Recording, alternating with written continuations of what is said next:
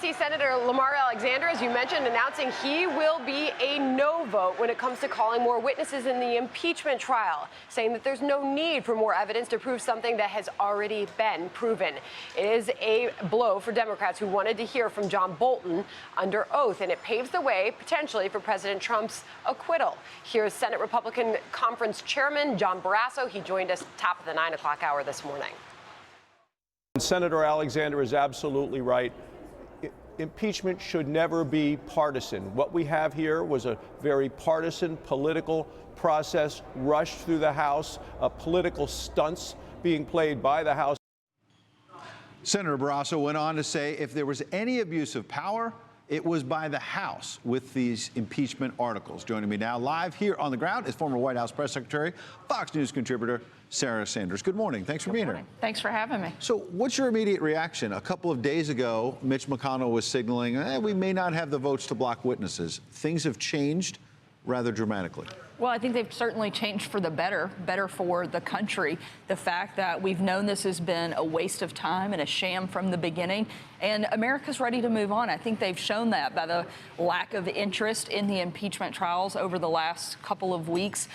We've watched that interest completely plummet, and I think it's a great thing that we're moving on. This has been a huge week for the president. While Democrats have been focused on nothing but trying to tear the president down, he passed and signed into law the most historic trade deal and the biggest trade deal in USMCA. USMCA talked about jobs. Announced the peace plan. The economy's booming. America's doing better under this president. And I think finishing this up is a great lead-in to next week, where the president will stand in front of Nancy Pelosi fully vindicated when he gives the State of the Union. Well, you jumped ahead to the State of the Union, which I want to ask you about. Why in the world then did Nancy Pelosi hold the articles of impeachment back for 33 days if now she set up a scenario where the president could be acquitted as early as today, and then one would assume he's going to walk out into that House chamber on Tuesday night feeling pretty strong? I'll never begin to understand much of what Nancy Pelosi does, and this one is certainly, I think, mind-blowing for everyone.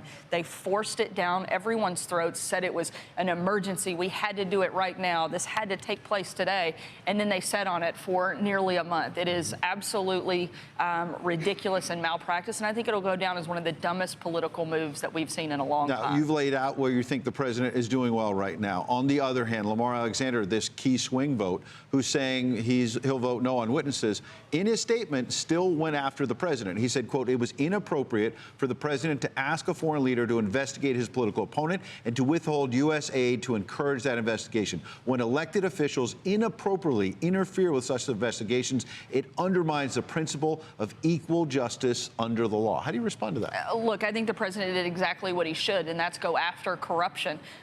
Whether it's Joe Biden or anyone else, the president pledged to drain the swamp, and that's exactly what he's doing. But if he's draining the swamp, why would he be behaving inappropriately, in the words of not my words, this is the words of a Republican senator who's now saying he doesn't necessarily think this meets the bar of impeachable and removable conduct, but contrary to the president saying it was a perfect phone call, Sarah, you have a Republican senator saying it was inappropriate. I disagree with Senator Alexander, and I think if you look at what the majority of other Republican senators have said, they've taken a very different position than Senator Alexander and said they don't see anything wrong with what the president has done. In fact, I think it's a good thing the president's going after corruption. I think the big winner in this impeachment battle is certainly Donald Trump, and the big loser is Joe Biden. He's exposed the corruption around the Biden family, and I don't think anybody wants to see that corruption come back to Washington, and certainly not the White House. On the point of Joe Biden, brand new poll we wake up to here in Des Moines, a national poll from the Wall Street Journal that says for the first time in their highly respected poll, Bernie Sanders is in the lead. It's within the margin of error. Joe Biden's still at the top there. But what do you make of Bernie Sanders seeming to surge here in Iowa, New Hampshire, and nationally? Again, I think the impeachment battle has been a huge hit to Biden because it's exposed the corruption around him, and I don't think people want to see that come back to Washington. I don't think he's run a very good campaign. He doesn't seem to really want it. Bernie Sanders, I think, will be a great matchup for the president. Frankly, I don't see anybody in the Democrat field at this point that is going to be able to mount a real challenge to the president. If you look at what Donald Trump is going to do here over the next couple of days, it's the first glimpse and a first preview of the strength of his campaign. And he's got a great story to tell. The last 3 years have been one success after another under this president. And you're going to get to see him lay that out a lot in the State of the Union, but particularly over the next several months as we lead up to November. At this rally last night here in Des Moines, the president talked about socialism on the ballot, seemed to be itching for the chance to face Bernie Sanders. Here's what he said about looking ahead in November. But the Democrats are trying to overturn the last election. We will make sure that they face another crushing defeat, right, in 2020. November 3rd. November 3rd. Mark it off. November 3rd. Mark it off. Look, there's no denying that the president had, some of his supporters were here 30 hours before that rally, freezing cold temperatures. He fires up the crowds. On the other hand, Kate Bedingfield, one of Vice President Biden's advisors, was on the program earlier, and she said, if you go back to the Ukraine story, this president is afraid. He may want to take on Bernie Sanders, but he's afraid to take on Joe Biden in Wisconsin, Pennsylvania, some of those blue-collar states that the president won.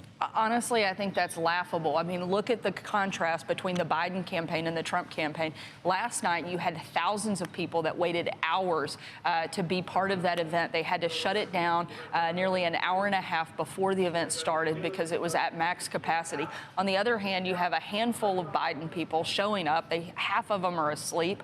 I mean, the contrast is you're joking literally, a little bit, right? They're not all sleeping. But. Well, not all, but I think they're close to it. I mean, it is absolutely absurd to think that the Biden campaign at this point can even be compared to where the Trump campaign is and the amount of enthusiasm behind him.